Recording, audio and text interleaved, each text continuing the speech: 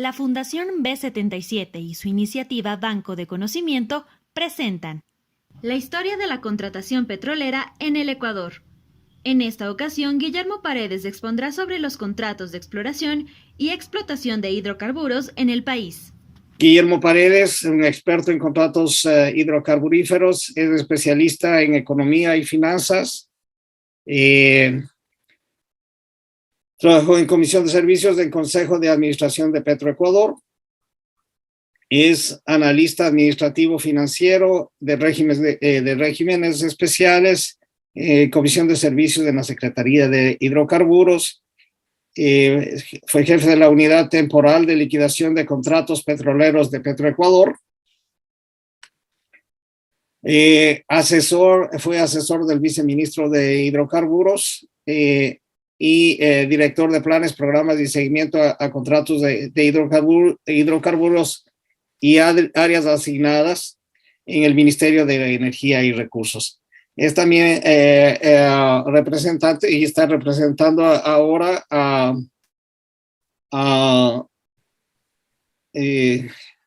un grupo denominado el Grupo TSEE, Transformación del Sector Energético Ecuatoriano, y muchos de los miembros de ese grupo también están conectados y le van a apoyar también al ingeniero Paredes en esta presentación.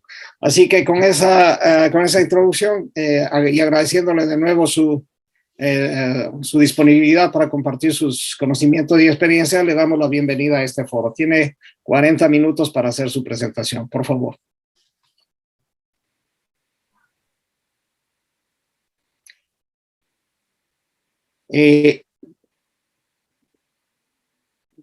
Creo que está cerrado su micrófono, don Guillermo. Ok. Yeah. Muchas gracias. Bueno, buenas noches con todos y es un gusto poder compartir los pocos conocimientos que uno tiene y la experiencia que he vivido en la industria petrolera. Espero que esta presentación sea del agrado de ustedes y con esos conocimientos que aportamos sea un beneficio para el país, buscar las mejores alternativas para que la industria petrolera se desarrolle de mejor manera. Comencemos. Entonces, la historia de la contratación petrolera, de los contratos de exploración y explotación de hidrocarburos en la República del Ecuador.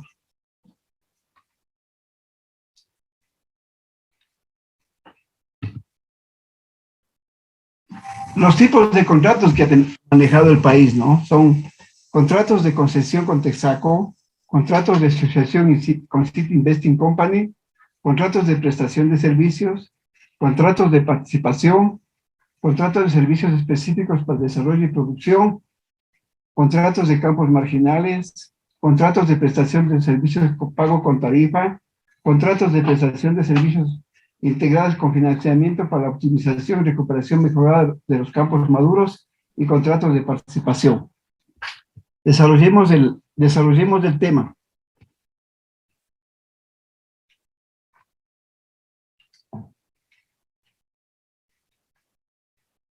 La historia comienza en el año 78 con una concesión en la colonia de bitúmenes y reas que se producían en la península de Santa Elena. Fueron otorgados desde 1978. Los contratos entregados en arrendamiento por la Revolución Alfarista de 1898 y 1908. Los contratos de arrendamiento al amparo de la ley que apareció en una ley ahí de yacimientos o depósitos de hidrocarburos desde 1921 a 1937. Los contratos de concesión a la compañía Minas y Petróleos en 1961 hasta 1972. Al consorcio CP Texaco en 1967. Esta empresa traspasó sus concesiones al consorcio Texaco sin autorización en esa época y el gobierno declaró caducado el contrato. En septiembre del 71 se expidió una nueva ley de hidrocarburos. Entre otras cosas, dispuso que el Estado ecuatoriano reciba regalías del 6 al 16% de la explotación petrolera que aún persistía en la península de Santa Elena. Y a la compañía City Investing, las regalías subían del 12% o 12.5% y para Texaco el 18.5%. Adicionalmente, aquí se aplicaba un impuesto a la renta del 87% después de cubrir costos de la compañía. La Corporación Estatal Petrolera Ecuatoriana se crea por la necesidad de administrar los recursos naturales en el año 72.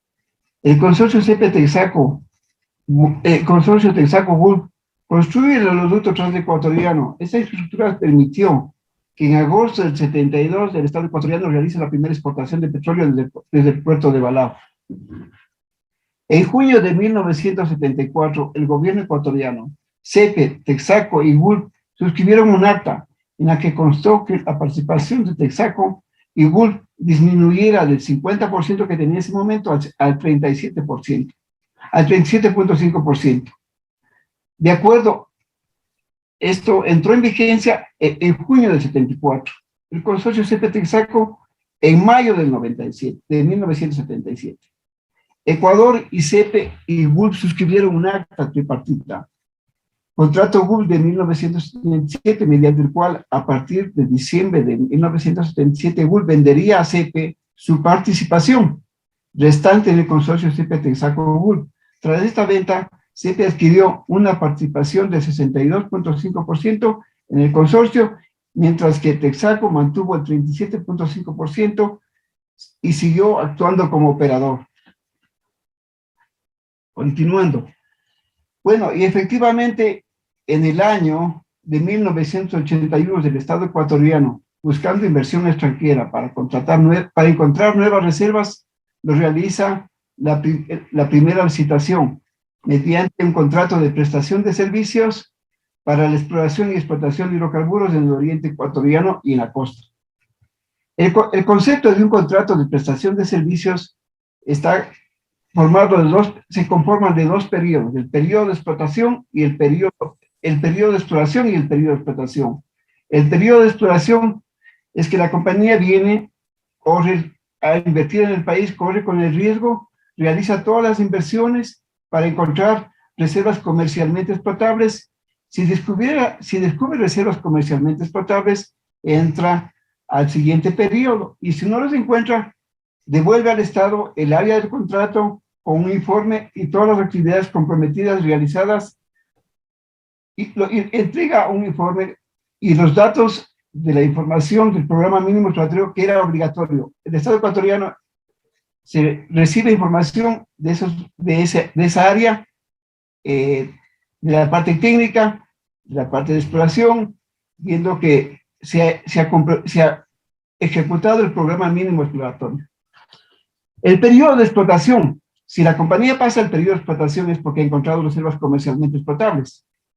Y se genera un ingreso para el Estado y se genera un ingreso para la contratista. Y se le hace el reconocimiento a la compañía de los costos y gastos de transporte y costos y gastos de comercialización. Y el pago a la contratista se hace vía reembolso de costos y gastos, de amortización de inversiones y una tasa por los servicios que representa la utilidad de la contratista. Y al final, el saldo es para el Estado. Este contrato, creo, desde mi punto de vista, tuvo una deficiencia importante, porque este contrato a precios bajos, el Estado no recibía ingresos. Este contrato se pensó para inversiones pequeñas, pero en verdad se hicieron inversiones muy altas y este contrato adicionalmente tenía acumulación. Por lo tanto, creo que una falla de este contrato fue que el Estado sea el último en recibir una participación de ese ingreso.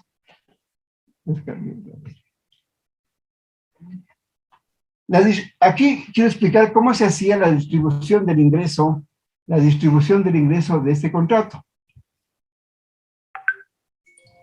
Se vendía el petróleo y se comenzaba la repartición de los ingresos. Del ingreso bruto, el Estado recibía por PEI, costos de transporte, por ESOTE, OCP o secundarios, los costos de comercialización, la ley 1020 y el Fondo de Desarrollo de la Región Amazónica, la ley 40, rentas sustitutivas de Napo, Esmeralda y Sucumbíos.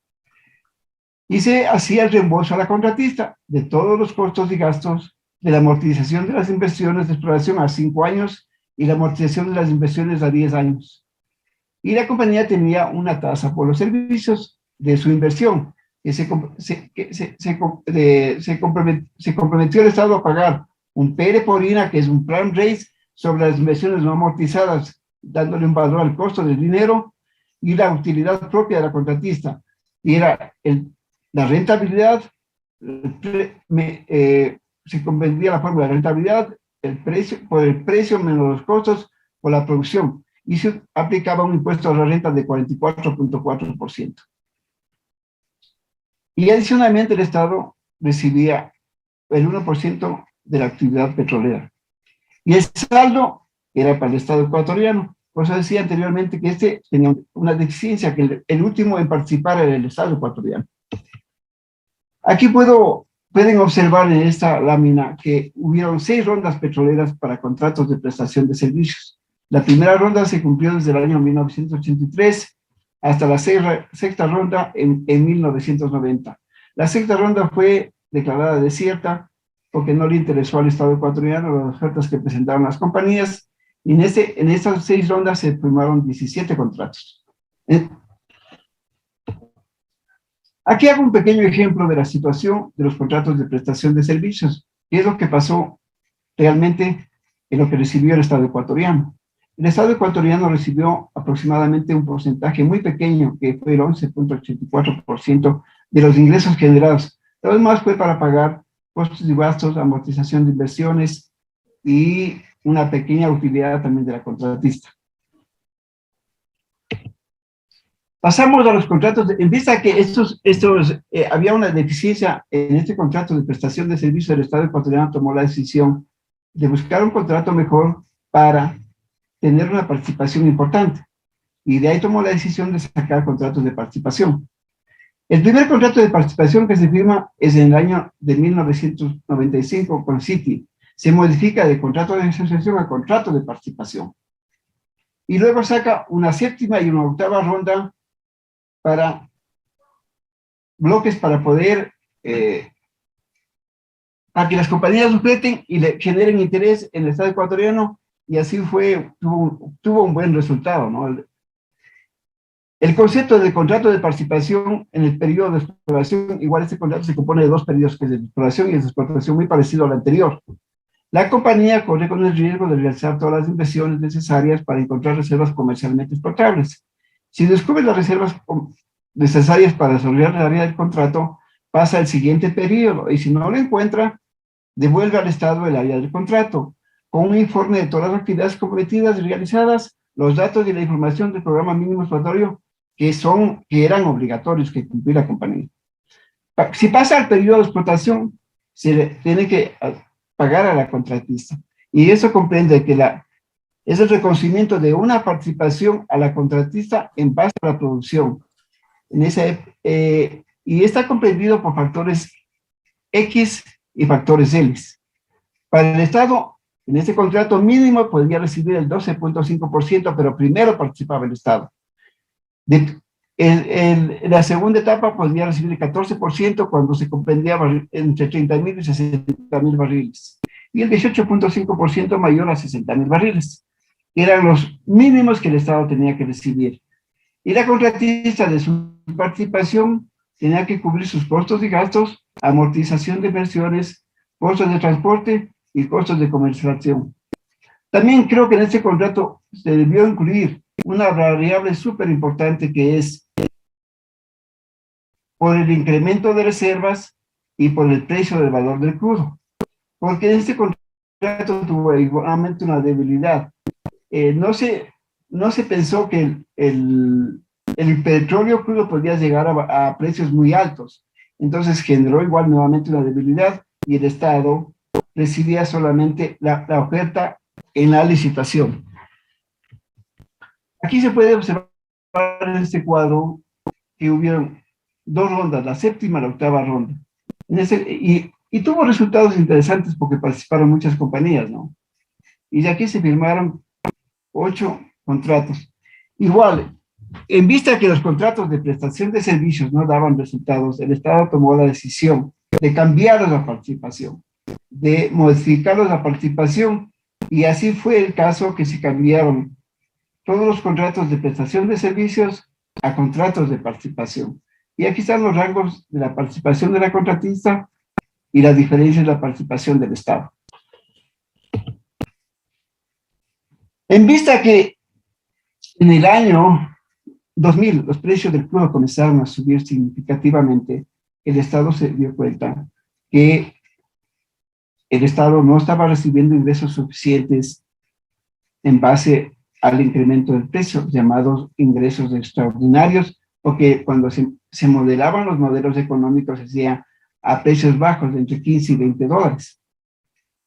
Entonces el Estado ecuatoriano toma la decisión en abril del 2006 de incluir ingresos extraordinarios al precio de venta del crudo y dicta la ley 2006-42, donde el Estado se beneficia de un 50% del ingreso extraordinario al precio de venta del crudo que se acordó en los planes de desarrollo cuando se aprobaron los planes de desarrollo de la contratista. Y esto fue aprobado por el Estado los planes de desarrollo para el desarrollo del bloque. Las compañías reaccionaron diciendo que esa decisión no es correcta, pero el Congreso aprobó esta ley con nuestro asesoramiento. La ley fue aprobada y se iniciaron los reclamos de las compañías del Estado. Intentaron realizar demandas aduciendo que existía una confiscación de ingresos. Los reclamos se mantuvieron latentes en las liquidaciones de los ingresos que realizaba Petroecuador. En octubre del 2007, el señor presidente de esa época toma la decisión nuevamente de elevar el porcentaje del 50% al 99%. Y nuevamente se activan las demandas internacionales ante el CIADI y ahí realmente genera una desinversión, las compañías comienzan a tener inseguridad y dicen que el 50% hasta ahí estaba bastante bien, pero el 99% generaba pérdidas para las compañías. Las controversias, ¿no? Se continúan, ¿no? En esa época el señor presidente dispone a las autoridades del Ministerio y Petroecuador que se renegocien los contratos, con las contratistas llegando a acuerdos bajo la modalidad de contrato de participación, con mejoras importantes para el Estado, como la participación variable en los factores de participación por incremento del precio de venta del crudo y por incremento del perfil de producción. Adicionalmente, en vista de que esa ley aplicable, la 2006-42 de la 99.1 para el Estado y 1% para la compañía, las compañías igualmente dejaron de invertir y comenzaron los problemas de las demandas. Adicionalmente, se incluye la ley de equidad tributaria que fue creada en ese momento para la compañía, que tenía que pagar un 70% sobre el precio base acordado en la negociación. Y dejaba insubsistente la ley 2006-42. Las compañías que se pasaban de contratos de participación al nuevo modelo de contrato de participación negociado, dejaba insubsistente la ley 2006-42 y se incorporaba la ley 70-30. Y con algunas compañías se llegó a acuerdos y definitivamente las compañías aceptaron dejar en suspenso esas demandas ante el CIADI. Pero en julio de 2010 se realiza una nueva reforma a la ley de hidrocarburos para cambiar el contrato de participación acordado o transitorio del 2008, en el 2008-2009, e insistentemente solicita al señor presidente de la República que con la aprobación de la ley tenían que obligatoriamente las compañías pasar al nuevo modelo de contrato de prestación de servicios, y con las que no estaban de acuerdo se tenía que terminar el contrato unilateralmente, devolver las inversiones que no habían sido recuperadas. Esa fue la disposición del señor presidente, ¿no? Yo aquí tengo un cuadrito donde se puede ver qué pasaba antes de las negociaciones o renegociaciones del año 2008. El Estado tenía una participación en los factores, en la producción, en base al perfil de producción, y aquí está un cuadrito donde dice también que el año de terminación de cada contrato y el centro de arbitraje. Todas las compañías tenían un centro de arbitraje, el CIADI, y la promulgación de la ley 2006-42 aplicando el 99.1 en todos los contratos. Y el precio base a diciembre de 2007 se mantenía en estos valores. Cada compañía tenía un precio base diferente para aplicar la ley 2642 y algunas eran más altos los precios porque se acordó en los planes de desarrollo. Entonces se comenzó la renegociación de los contratos en diciembre del año 2007 y duró hasta abril de 2008. Y se obtuvieron resultados altamente satisfactorios para el Estado ecuatoriano. Y se firmaron en ese momento 4 contratos rápidamente, en donde se obtuvo por parte de los negociadores un incremento en la participación estatal en la producción, definición del precio base para la distribución de los ingresos extraordinarios establecidos en la Ley de Equidad Tributaria, que era del 70% para el Estado y el 30% para la compañía. Acuerdo de nuevas inversiones para el corto y mediano plazo. Extensión de plazo para recuperación o amortización para recuperar la amortización de las inversiones, de la mediación y arbitraje internacional para que se aplique en ámbitos estrictamente técnicos, económicos y no legales, restauración del equilibrio económico contractual y cumplimiento de todas las disposiciones legales en materia tributaria. Y se sustituye la cláusula del CIADI por otra establecida de mediación, y las compañías aceptaron esas condiciones, ¿no? Y yo, como ejemplo de esa negociación, tomo como base, porque fui parte de esta negociación del contrato del bloque 16, y quiero hacer énfasis en que se pudo conseguir cosas bien importantes para el Estado ecuatoriano en el año 2008. Como pueden ver que desde el año 1997 hasta el año 2010, la compañía Repsol, Maxus, Repsol y luego YPF produjeron alrededor de 180 millones de barriles. Y el Estado obtuvo una participación de alrededor de 38 millones de barriles, y la compañía 140 millones de barriles. Y la participación del Estado era el 21% y la contratista un 78%. Pero en el año 2010, con la renegociación, porque eso comenzó a partir en el año 2009 y 2010, las cosas cambian radicalmente. El Estado sube a una participación del 21 más o menos por ciento que tenía al 35%, porque estaba ligado los factores de participación al precio. Y cada vez que subía el precio, el Estado recibía más. El momento que disminuía el precio, el Estado recibía menos. Pero el mínimo que podía recibir el Estado estaba alrededor de un 30%. Como explicaba anteriormente, la aplicación de la ley en abril de 2006 del 50% para el Estado sobre un precio base hasta el 18 de octubre del 97 y luego el 99% de la aplicación de la ley 2642, donde empiezan las demandas y se tiene que obligatoriamente renegociar el contrato y se suspenden las mismas, ¿no?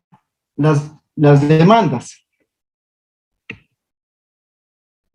Aquí quiero explicar un poquito sobre el tema de la ley 2642. ¿Qué pasó con la ley 2642? El Estado ecuatoriano recibió alrededor de, un ratito porque estoy con él.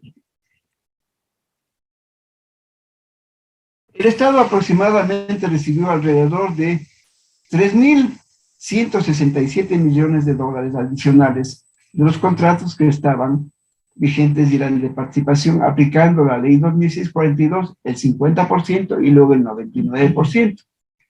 Pero el 99% nuevamente, vuelvo a insistir, generó muchos conflictos y comenzaron las demandas de las compañías internacionalmente.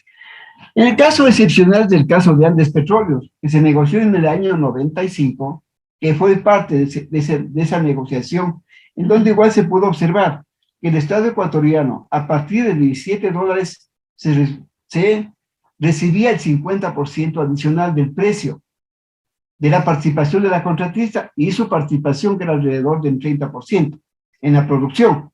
Entonces, el Estado recibió más o menos 2.350 millones hasta el año 2010 por la participación que ya había en una cláusula del contrato con City Oriente, que ahora opera Andes Petróleo. Entonces yo creo que ese fue para mi punto de vista, una de las mejores negociaciones, porque ya existía el 50% para el Estado sobre un excedente de precio de $17 y el 50% para la compañía. Pero lamentablemente no se pudo aplicar en los contratos posteriores que se llegaron a concursar y a licitar, ¿no?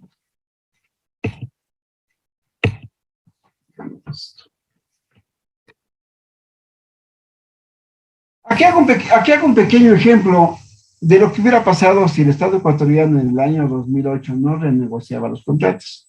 Los perfiles de producción de las compañías iban a caer drásticamente, ¿no? Es el que está a mi lado izquierdo es antes de sin negociar los contratos, y el que está al lado derecho es después de haber acordado la negociación. Vemos que fue importante sustentar las inversiones para mantener una producción un poco alta. Aquí pongo como ejemplo nada más un cuadrito donde cómo se ha manejado el precio del crudo desde el año 97, las ventas de crudo en Oriente y de crudo Napo, hasta julio del 2010. Ha habido saltos muy importantes. Y es cuando en el año 2000, nosotros como administración de contratos de esa época impulsamos que se aplique una reforma para que tengamos una participación sobre los ingresos extraordinarios, que se llegó a aplicar en el año 2006 con el presidente Palacios.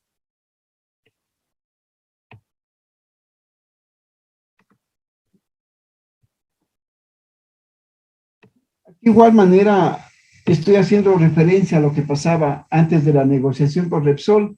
Eran las participaciones un poco bajas, y después de la negociación del año 2008, donde se incrementó significativamente la reserva, como son en el caso de, como de aquí, un 15% del factor X1, y se pudo conseguir un 25%, hasta eran variables los factores en base al precio del crudo, y se pudo conseguir factores importantes, y adicionalmente la inclusión de la ley de equidad tributaria, que el Estado recibía 30% sobre un precio base acordado de 42.5.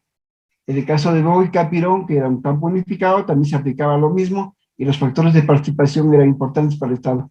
Y aquí se demuestra, ¿no?, como en el ejercicio que se hace, que el Estado aquí recibe una renta petrolera de alrededor de 86% en un caso, y en el caso de Bogo y Capirón, 90%.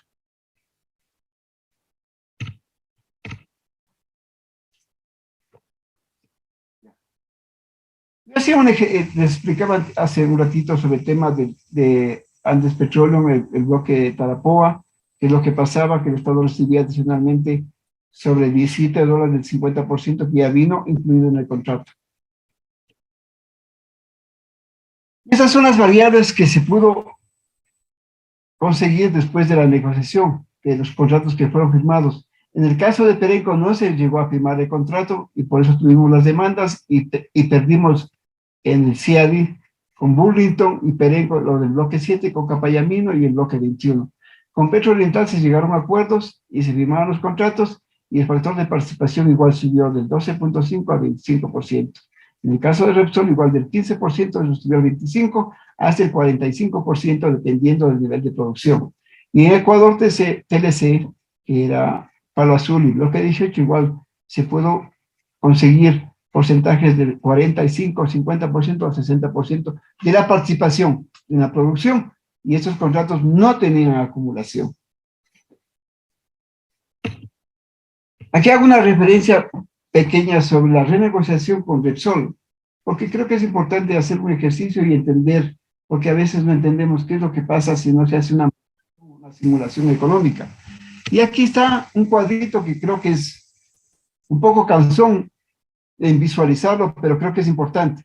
Y aquí se puede demostrar qué pasó en el año 2008.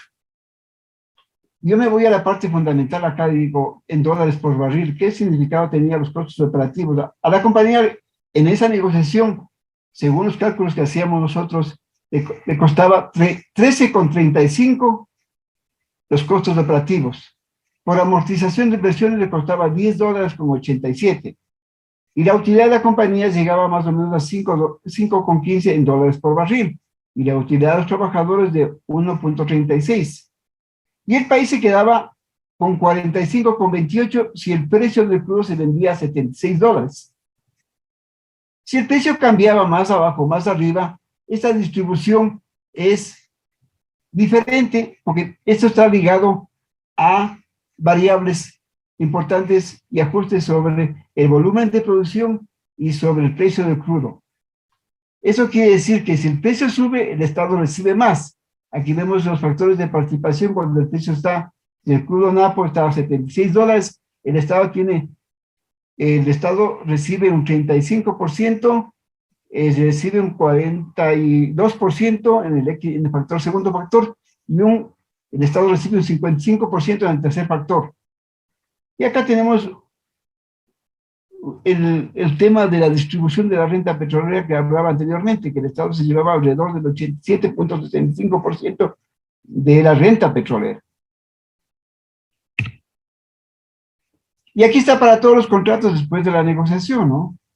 El Estado tenía en el caso de Perenco, tenía una renta del 78%, el Coca Payamino, en el bloque 7, en el Coca Payamino, 78,6%, en el bloque 21 no se llegó a acordar todavía en ese momento, y por tanto no hay esa información. En el bloque 14 el Estado se quedaba con un 74%, en el bloque 17 un 79%, en el bloque 16 un 86%, en Bogue Capirón un 90%, y en bloque 18 y Palo Azul un 81% de la renta petrolera.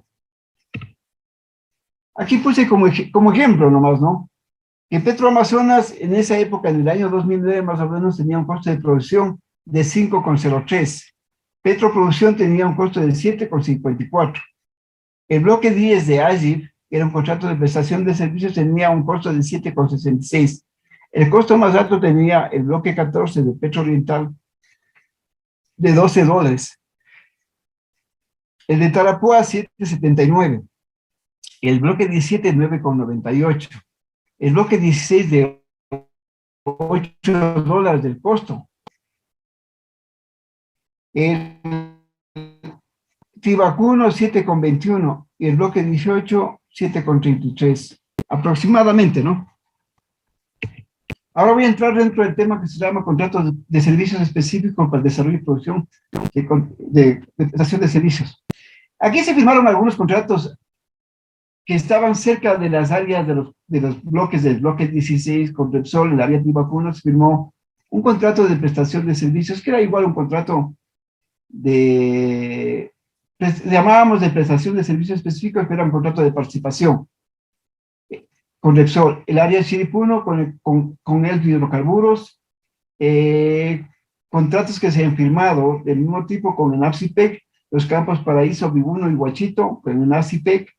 Los contratos tienen los siguientes antecedentes comunes: el artículo 17 de la ley de hidrocarburos, el artículo 18 del reglamento de contratación de Petroecuador y sus empresas filiales, y en el caso del SPOL también teníamos un contrato de servicios que se adicionalmente con el decreto ejecutivo 21,86, el decreto ejecutivo 21,86 del primado del 11 de octubre del 94, que se entregó a la SPOL. Entramos a otro tipo de contrato. Empieza que han pasado todas esas experiencias, vamos a escribir este tipo de contrato. En el 99, los primeros contratos de campos marginales de la primera ronda.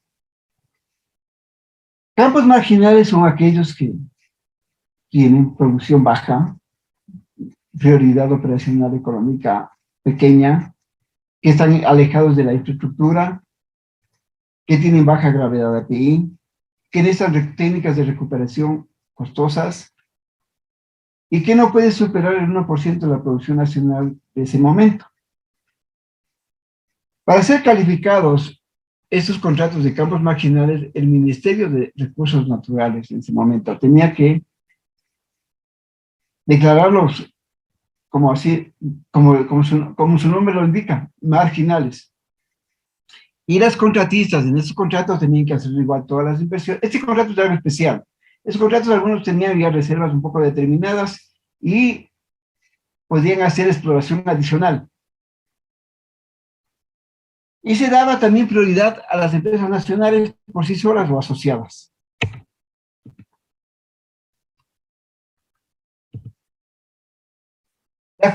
Este contrato tenía una curva base de producción.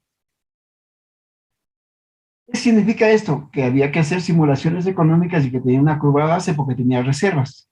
Y hacer una simulación matemática para determinar la curva base, que era parte anexo del contrato. Y sobre la producción incremental, había una participación entre el Estado y la compañía. La contratista, por ejecución del contrato, recibía costos de operación de la curva base de producción en dólares actualizados al año correspondiente y la cantidad de petróleo crudo correspondiente a los porcentajes ofertados por el incremento de la curva base de producción. Yo creo que este contrato también se podía haber mejorado y tenía una pequeña deficiencia, que no tenía factores de ajuste en los factores de participación cuando el precio se incrementaba significativamente, ni tampoco en las reservas. Creo que también fue una debilidad de este contrato. Pero en el año 2008, en base a la experiencia de la primera ronda de campos marginales, ya le incluimos las variables de precio y las variables por incremento de producción. Y esos creo que son los más importantes en la industria petrolera de un contrato de prestación de servicios para exploración y explotación de hidrocarburos, que es las variables de precio y las variables de reservas. Aquí estoy haciendo un pequeño ejemplo sobre qué pasó en la primera ronda de marginales, cómo se distribuyó el ingreso o cómo se distribuyó la producción. En el caso de Petróleos Sudamericanos del campo marginal Palanda, la producción se obtuvo hasta diciembre del 2009, fueron 11 millones de barriles, 11.8 millones de barriles. El Estado tuvo una participación de 6 millones de barriles y la contratista de 5 millones de barriles. Y en porcentaje se ve que el Estado se llevó el 54.3% de la producción y la compañía el 45.7%. En Petróleos Sudamericanos, el campo marginal Tinto, el Estado se llevó el 66%. El TEB Ecuador se llevó el 75%. En Petrobel se llevó el 60%, y en Tigüino el 60%, y en Petrobel, en Charapa, el 71%. Quiero hacer énfasis sobre el tema de campos marginales de la segunda ronda, que es súper importante, ¿no?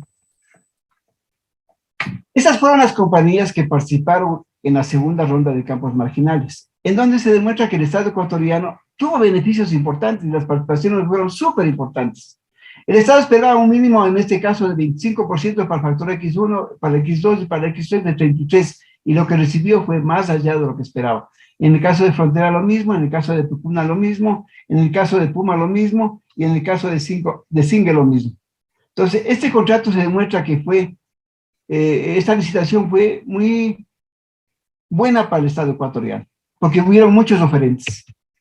Y aquí quiero hacer un poquito de énfasis sobre el tema, es que el Estado, aparte de esta participación en los factores de X1, X2, X3, adicionalmente puso un factor R. Y ese factor R significaba que cuando el precio estaba entre 25 y 30 dólares, el Estado iba a recibir aproximadamente el 5% más en la participación.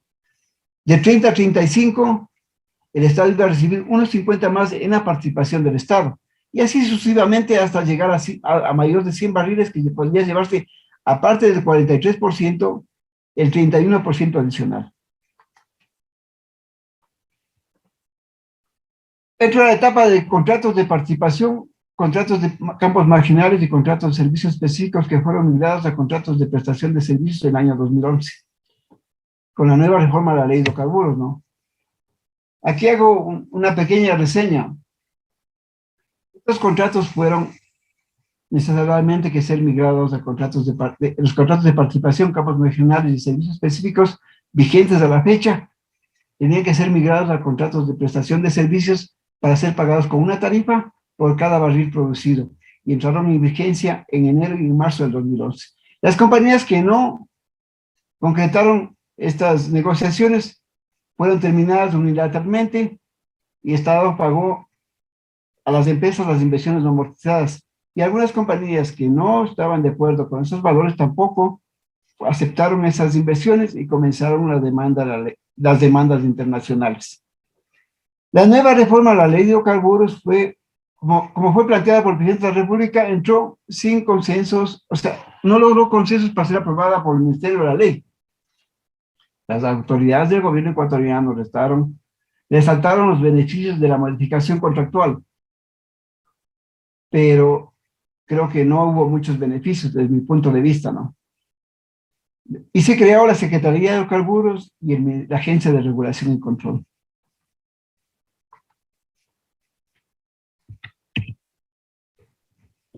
Las renegociaciones las realizó el Ministerio de Recursos Naturales No Renovables en el año 2010 y como resultado de las negociaciones se pagan estas tarifas a la compañía, ¿no? Andes Petróleo 36.94, Petrooriental 43 y así sucesivamente. Las tarifas son, desde mi punto de vista, un poco altas. Disculpe, ingeniero, le quedan unos pocos minutos, a ver si comenzamos a terminar. Perfecto, deme 4 minutos. Ok. Ya. En este contrato tenía una debilidad, que igual ¿cómo se llama?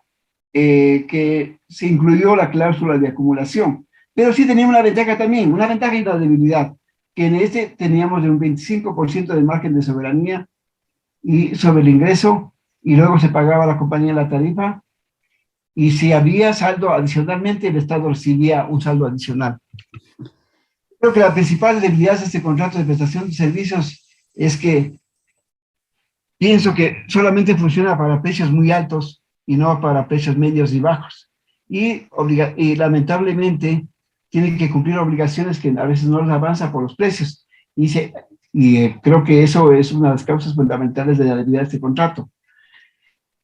Cuando los ingresos de la venta de petróleo crudo del área de contrato no son suficientes para el pago de la tarifa, esos valores se pagan cuando existe saldo disponible para hacer en cualquiera de los próximos meses o años. Es decir, que el ingreso debería recibir el Estado en los próximos meses sirve para pagar la acumulación. Únicamente se termina de pagar, cuando se termine de pagar la acumulación, el Estado nuevamente tiene un saldo. Los contratos de participación para intracampos. Aquí tengo un pequeño cuadro donde demuestro que este contrato ya es mucho mejor porque funciona en base a precios variables y la participación del Estado va mejorando en función del precio. Y aquí se hace un pequeño igual de ejercicio donde puede verse que la distribución de la renta, cómo se maneja. Y ya me estoy terminando la última parte, por favor, un ratito. Esta es la participación del Estado en un gráfico y esta es la participación del Estado en base a los precios del crudo oriente, como ejercicio, cuánto recibe el Estado y cuánto recibe la contratista. La recomendación fundamental que yo hago, ¿no? Como conocedor un poco del tema, es que este tipo de contrato que firme el Estado tiene que estar bien estructurado, con los ajustes necesarios de las variables que influyen en los ingresos, desde las partes, y estos permanezcan en el tiempo, a corto, mediano y largo plazo. Cuando esas variables se muevan en el tiempo, no influyan en el contrato y tengan la capacidad de corregirse automáticamente para no distorsionar los beneficios de las partes. Ejemplo, en el caso del contrato de exploración y producción de petróleo crudo, la variable precio de venta de crudo o la variable reservas son las más influyentes en los ingresos de las partes en la vida de un contrato. Gracias, señores, por la atención. Muchas gracias a todos, muchas gracias, ingeniero, por su presentación. Como les habíamos indicado, si hay preguntas, usen el chat, por favor, para hacer sus preguntas y nosotros se las pasaremos al conferencista. Traten de ser lo más directos, por favor, en sus preguntas y lo más cortos. En preparación para esta charla se recibieron varias preguntas preformuladas, la que hemos pasado al ingeniero, y ahora tiene usted 10 minutos para contestar a esas preguntas, por favor.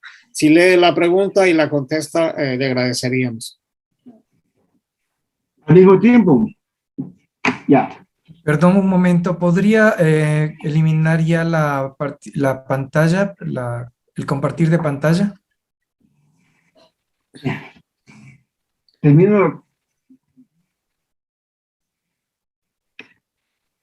Ya, adelante. Gracias. Gracias. A ver, tengo algunas preguntas. Y voy a responder la primera de Camilo Zapata. ¿Cuál es el contrato que más beneficia al Ecuador actualmente para los campos maduros?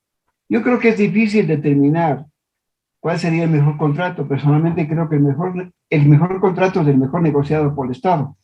En ese contrato debería haberse incluido inversiones para recuperación mejorada y creo que ninguno los tiene. Los mejores resultados de un contrato son los que se realizan bajo un proceso licitatorio. La señora Grace Díaz de Terán habla de Refinería del Pacífico. Yo no tengo respuesta para eso porque no conozco muy bien el tema, así es que esa respuesta no la tengo. Para el señor Alexis Guerrero, ¿cuántos millones de dólares recibió el Ecuador en contratos de participación desde 1972? Igual, digo que no dispongo de toda la información, ya que existen varias instituciones involucradas en recibir los ingresos, ¿no? Estas son Presupuesto General de Estado, Fuerzas Armadas, municipios, Ley 1020, Ley 40, Servicio de Rentas y otras que no están consolidando. Por lo tanto, es muy difícil consolidar ese ingreso. El señor Carlos Villasís pregunta, recientemente se informó sobre el saldo rojo para el país que dejan los contratos de servicios de Suspin, de Libertador y Auca. Tarifas groseramente sobrevaloradas a pagar por el Estado, a las empresas privadas encargadas del manejo de sus campos y una millonaria deuda por pagar por los derechos contractuales intangibles del campo Auca. Son mencionados entre otras varias causas. Este debe ser un solo ejemplo para muchos contratos que perjudican al país. ¿Cómo es posible y quién identifica? Yo estoy respondiendo esto. Hay entidades de control como la Agencia de Regulación y Control y la Contraloría General del Estado que tienen que hacer un seguimiento a esos contratos, que tienen que revisarlos. Y para cambiar esto, el Estado ecuatoriano tiene que tener una política de Estado. Y por conveniencias circunstanciales de gobiernos de turno, no pueden hacer contratos inmediatos, porque eso genera distorsiones y es peligroso porque acomodan a veces la norma legal para construir este tipo de contratos. Otra pregunta, ¿qué modalidad contractual para exploración y explotación de hidrocarburos cree que es más beneficiosa? Como yo expliqué anteriormente, ¿no? Para mi punto de vista es un contrato de participación utilizando las variables fundamentales y bien corregidas que es el precio de venta y las reservas de contratos. ¿Qué diferencia hay en un contrato de prestación de servicios que aplica antes del 2010 y después del 2010? Bueno, el de contrato de prestación de servicios antes del 2010 se reembolsa costos y gastos, y el Estado era el último en que participaba. En el contrato de a partir del 2010, el Estado tiene un 25% de margen de soberanía y tiene que pagar la tarifa. Y si le queda, nuevamente recibe un saldo adicional. Pero ese contrato funciona para precios altos en los dos casos. La ley 2006, hablan, ¿qué opinión le merece la aplicación de la 2006-42 y sus reglamentos? Se violó la seguridad jurídica, se evitó un atraco a las compañías al Estado, el precio perjudicó a las contratistas, es aplicable en la actualidad esta ley. Esta ley no es aplicable, ya fue modificada. Pero creo que fue acertado aplicar esta ley, pero solamente del 50%, porque cuando se aplicó el 50% hubo pequeños inconvenientes con las compañías, pero aceptaron. La aplicación del 99% desbordó el tema de las compañías y no aceptaron porque algunas inclusive tenían pérdidas. Por eso se negociaron y se pasaron a contratos de modificatorios en el año 2008 y luego en el 2010 a prestación de servicios. Creo que no, para mi punto de vista no fue la mejor decisión del gobierno cambiar a prestación de servicios, porque ya estaban bien estructurados en el 2008 los contratos de participación.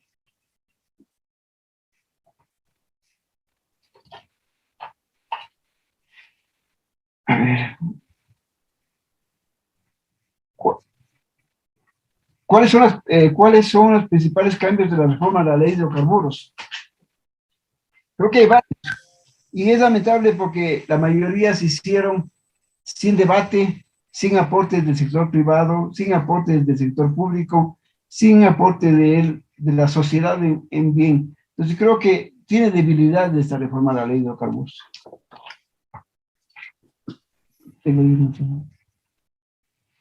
¿Le parece legítimo? Hay otra pregunta que dice, ¿le parece legítimo que existe la posibilidad legal de que estos contratos de servicio específico migren a contratos de participación? Desde mi punto de vista, no es conveniente. Entregar un contrato petrolero a una compañía prestadora de servicios no creo sea recomendable. Sin embargo, la reforma a la ley de hidrocarburos y el reglamento ya lo permite. Por lo tanto, no tendría que hacer ningún comentario adicional, ¿no? Otra pregunta que me hace, ¿cuál es la rentabilidad del Estado ecuatoriano en cada modalidad contractual? Cada modalidad contractual o cada contrato del mismo tipo tiene son diferentes las rentabilidades, porque va a depender mucho de las reservas encontradas en el bloque y de los precios de venta del crudo, y de los costos de operación y las inversiones que realiza la contratista. Entonces, en cada compañía puede haber diferentes recursos, diferentes rentabilidades para cada una, ¿no? Porque va a depender también del volumen del crudo, el apellido del crudo, y todos estos, en cada contrato puede haber diferentes rentabilidades. Pero una compañía siempre aspira a una rentabilidad por lo menos de una tasa interna de retorno de entre 18 y 22%. ¿Qué es la cláusula de acumulación, el carry forward de los contratos? ¿Y qué opinas sobre que la acumulación se extinga al final del plazo contractual?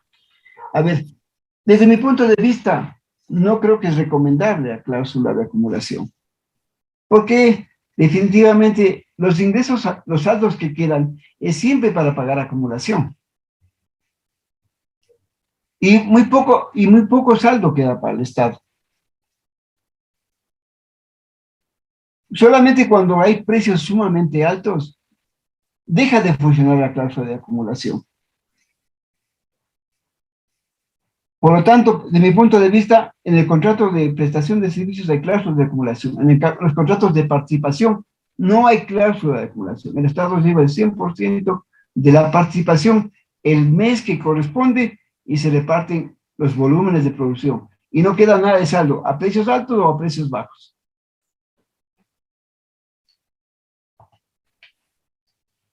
Aquí hay una pregunta donde dice, ¿en qué contrato y en qué año se hicieron los mayores descubrimientos de reservas? Creo que se hicieron los mayores descubrimientos, las compañías que hicieron los mayores descubrimientos de reservas fueron la compañía Minas y Petróleos de 694 millones de barriles, el consorcio CP Texaco de 4.596 millones de barriles, CP Petroecuador de 1.490 millones de barriles. Estos son los mayores descubrimientos.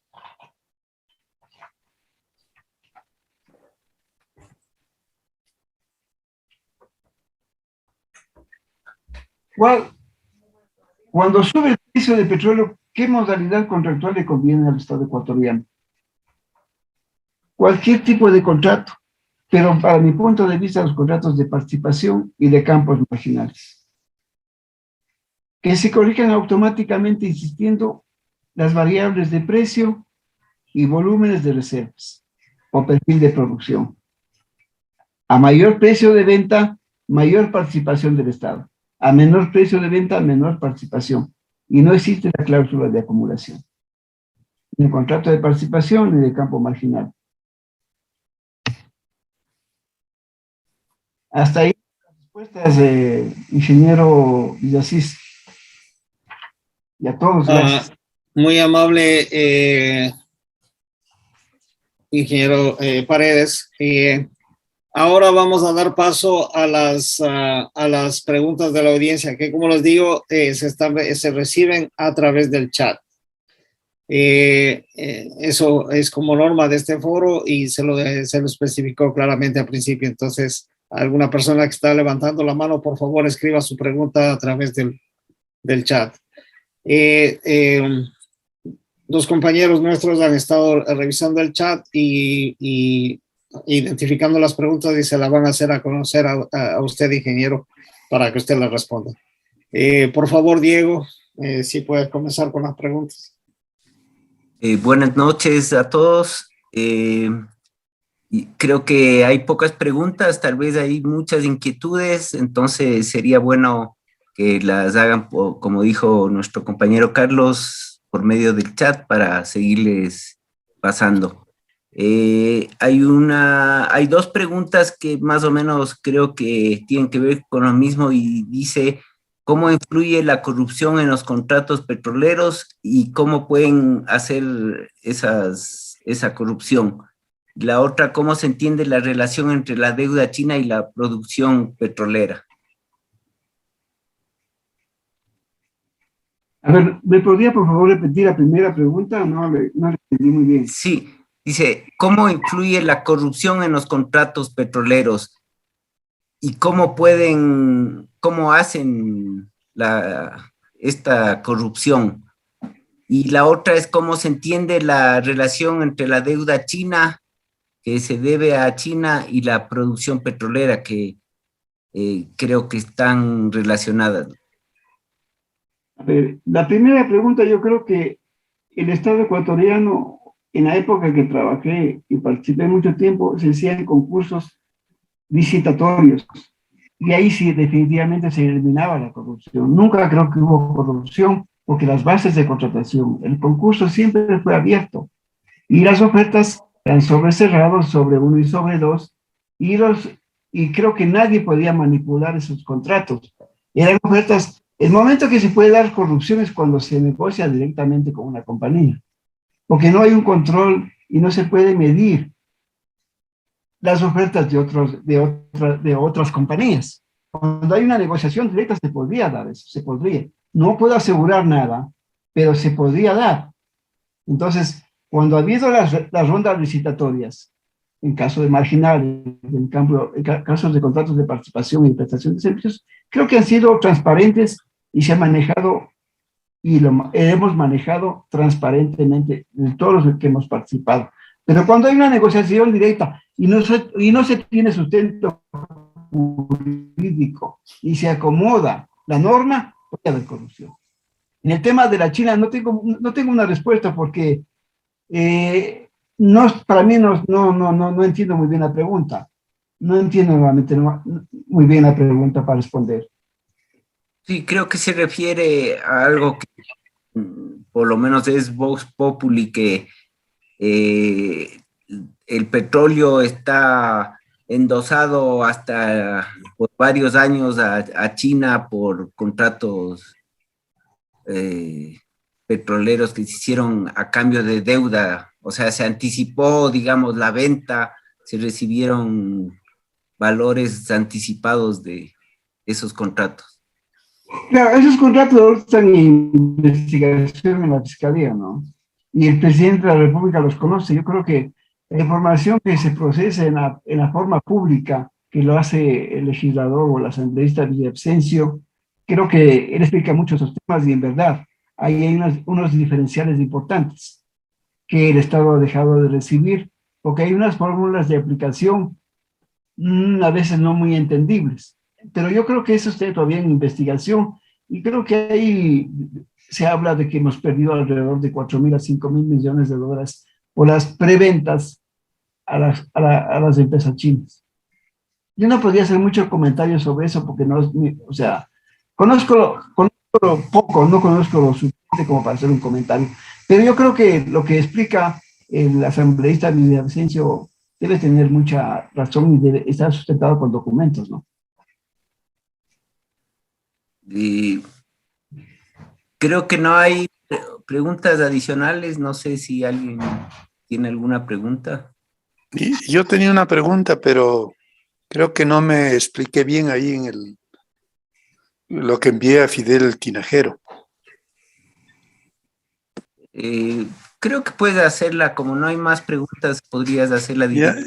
Yo quería hacer 2 puntos, ¿no? El 1 punto, el de la comercialización. Tiene que ver, creo que el contrato que se suscribió con China era para que el crudo que se vendía se iba para China. Entonces, eso debe constar en el BL.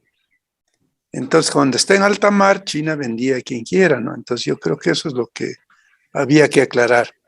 El otro punto es de los contratos de, digamos, que tal vez no tocó Guillermo, los contratos de tarifa. Los contratos de tarifa, el mayor riesgo que veo que tuvieron es de que se calculó un volumen total, o sea, QT. Entonces, ese QT se le aplicó una tarifa X para pagar el CAPEX y el OPEX y lo que se correspondía al Estado. Muchas empresas, por ejemplo, donde yo trabajé, produjeron mucho más del volumen que se ofreció.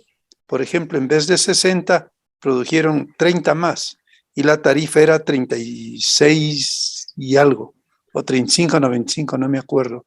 Entonces, en ese caso no hubo ningún factor de reajuste porque prácticamente el costo de producción total no pasaba de los 18 o 22 dólares.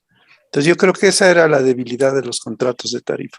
Solamente para añadir a lo que ha dicho Guillermo, que me parece una presentación excelente. Gracias, Guillermo. Gracias. Franklin. ¿Algún comentario, Guillermo, al respecto? Sí, a ver, sí, lo que pasa es que el tema es tan amplio que a veces uno puede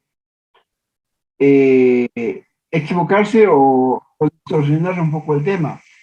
Yo realmente creo que la industria petrolera es tan extensa y cuando hablamos de contratos petroleros hay dos etapas, las que manejó el CEL o el COL y las que manejó Petroproducción o Petroamazonas. Las que manejó los contratos con financiamiento y servicios integrados, la pregunta que hacía el ingeniero Villasís es qué pasa con esos contratos, que no nos queda nada. Yo realmente no los conozco a profundidad, los conozco superficialmente, pero bueno, lo que se escucha en la prensa también hay que dar oídos.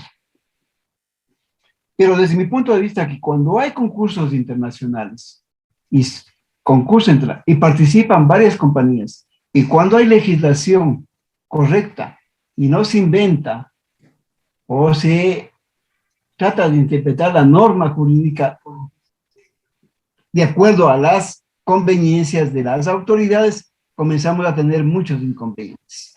El momento que se aplica la norma que existe y se lo hace de la mejor manera, sabiendo que las debilidades de los contratos que ha pasado históricamente, hemos llegado a un acuerdo en el año 2008, creo que fue, para mi punto de vista, los mejores contratos en el año 2009, los contratos de campos, en el año 99, de contratos de campos marginales, en el 2009, segunda ronda de campos marginales, estaba corregido toda la contratación petrolera.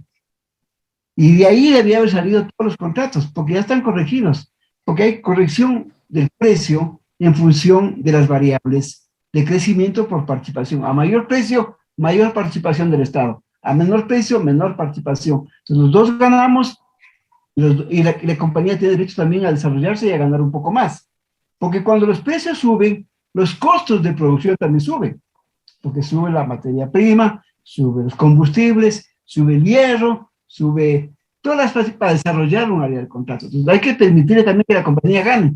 Y por eso yo hablaba, les decía hace un momento, que la renta petrolera de un contrato o la tasa interna de un contrato, la tasa interna de retorno de un contrato, debe estar entre el 18 al 25, 18, 20, 15, 18%, para que sea atractivo para la inversión extranjera, pero también tenemos que ser abiertos y hacer contratos más seguros para que mañana no venga alguien y los cambie fácilmente. Y los distorsione, como hemos pasado, hemos renegociado contratos 4 veces, porque hemos hecho desde el principio, creo que mal, ha habido debilidades, pero si ya tenemos claro a dónde queremos llegar y sabemos cuáles son los contratos más rentables para el Estado, ¿por qué cambiarlos? ¿O por qué inventarnos otras cosas? Ese sería mi comentario. Claro, además, este cambio de reglas afecta, aparte de los contratos, afecta la imagen del país, ¿no? Y después con los juicios se pierde un montón de plata. Ya si se ha llegado con la experiencia de 40 años al mejor contrato, es una tontería cambiarlo, ¿no? Definitivamente. Creo que no hay más preguntas, Carlos, y adelante. Gracias, Diego. Bueno, muchas gracias de nuevo al ingeniero Paredes. Gracias a los que han preguntado también. Tal vez un poquito, está claro la complejidad de este tema. Es un tema tremendamente complejo y la presentación nos ha demostrado eso. Es muchas veces difícil de seguir para alguien que no esté completamente familiarizado con el tema. Es muy, muy complejo. Y esa complejidad requiere, para que funcione, una sólida base técnica que respalde a todos esos contratos, ¿no? Y a todos los procedimientos y procesos. Lamentablemente en el país, no solo en este sector, sino hemos visto en casi todos los sectores, muchas veces las decisiones políticas están por sobre las decisiones técnicas. Y ahí es cuando se pierde ese fundamento vital que tiene que ser la base técnica para algo tan complejo como esto. Hemos hablado, ya vimos en el sector vial, en el sector de las concesiones, en todo esto también es la falta de estos cambios, la falta de una sólida base técnica que sea constante y regule todas las cosas. Y la prioridad que se da muchas veces en las decisiones políticas, lo que crea toda esta confusión. Y tenemos que estar claros, es un problema de institucionalidad en el Ecuador. O sea, el ingeniero Paredes nos demostraba cambios extremos. O sea, vamos de 50 y pasamos a 99 por una decisión así, ¿no?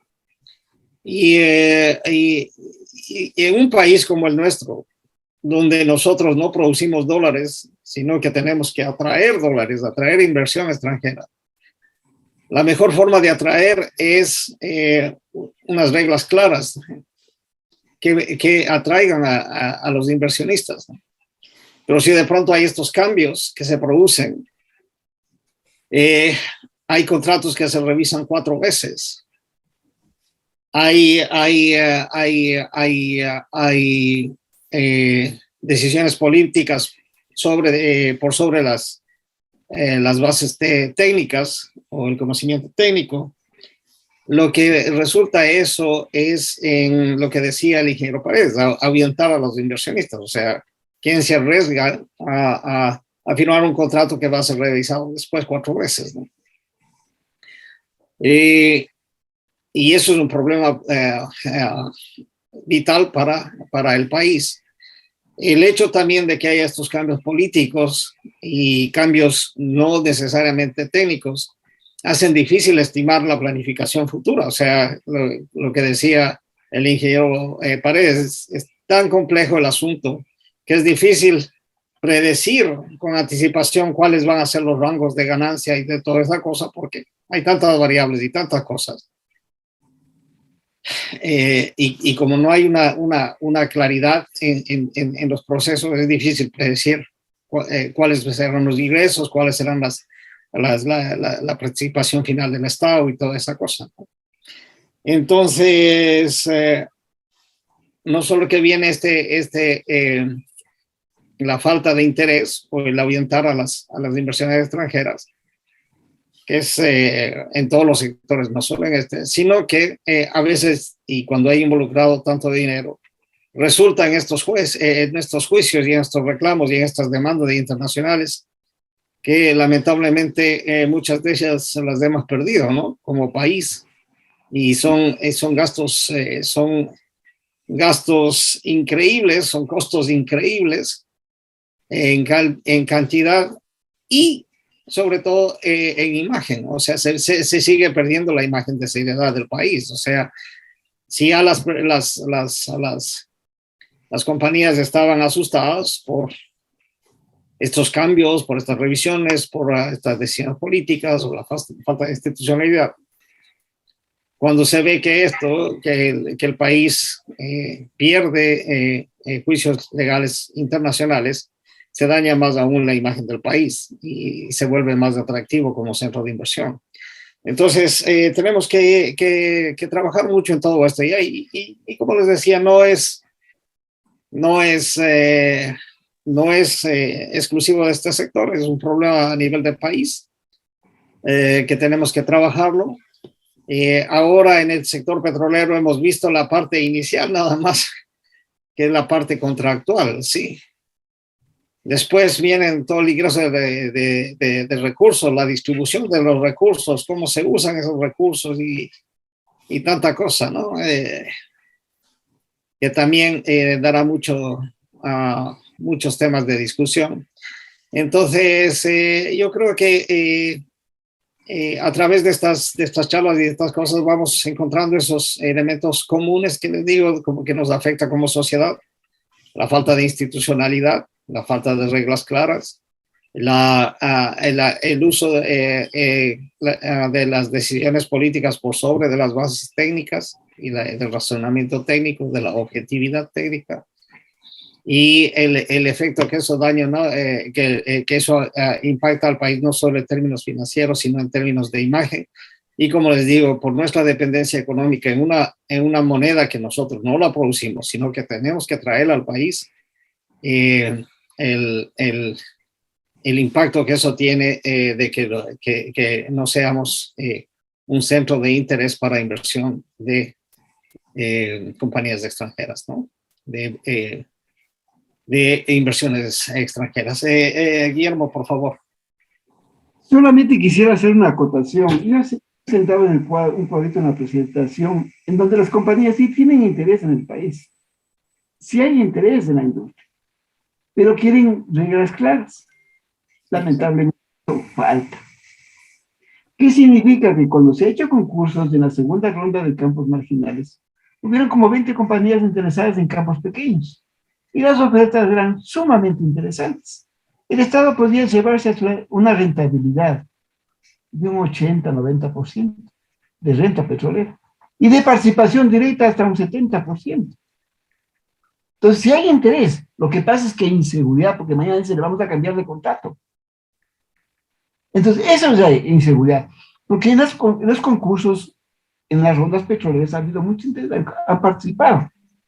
Pero ahora, supuestamente, con la reforma a la ley de hidrocarburos que han hecho, que no quería emitir mucho criterio, le han quitado los contratos de campos marginales, que es el mejor contrato para mi punto de vista. Le han quitado el contrato de asociación. Entonces, yo no sé por qué le quitaron esos contratos. ¿Qué interés hay para quitar esos contratos?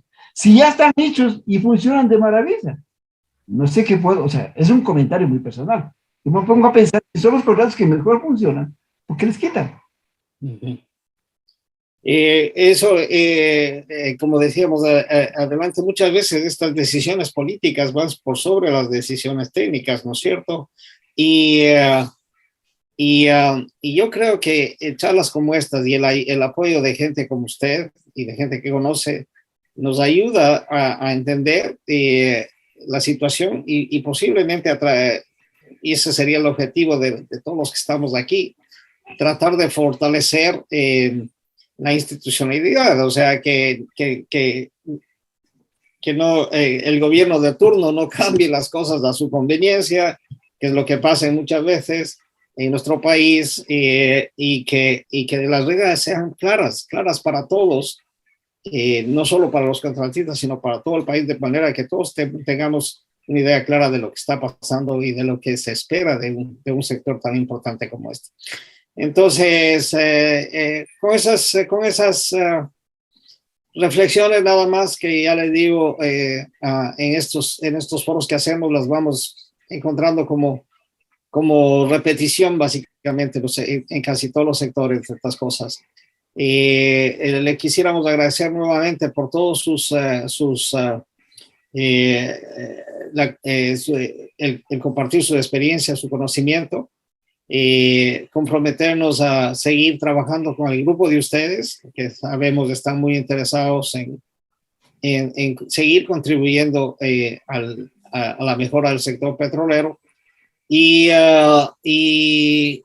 comprometemos entre todos a seguir trabajando por dar apoyo ciudadano, apoyo de la sociedad a la institucionalidad del Estado, ¿sí? A exigir que haya reglas claras en todas las cosas, ¿no? Así que con eso, no sé si alguien más tiene un comentario, alguna cosa, y comenzaríamos a cerrar la sesión ya. Mario, muchas gracias porque la presentación es un poco pesada, porque es mucha historia y muchos números. Entonces, pedirles disculpas si en algo se llama por ser muy pesada y si en algo me he equivocado, porque puede ser que en una presentación también se puede equivocar porque una habla es mucho. Y gracias por hacerme partícipe de esto y agradecer a mi grupo de transformación del sector energético ecuatoriano, ¿no? Y a ustedes, como B77, que tengan muchos éxitos en las nuevas presentaciones, y ser partícipe de sus presentaciones para aprender un poco más y buscar siempre el beneficio del Estado ecuatoriano, porque queremos que tener hijos, familia, nietos que puedan vivir bien en este país. La Fundación B77 agradece tu atención y te invita a continuar visitando nuestro contenido. Síguenos en nuestras redes sociales. Para comentarios o sugerencias, escríbenos al correo fundacionb77@gmail.com.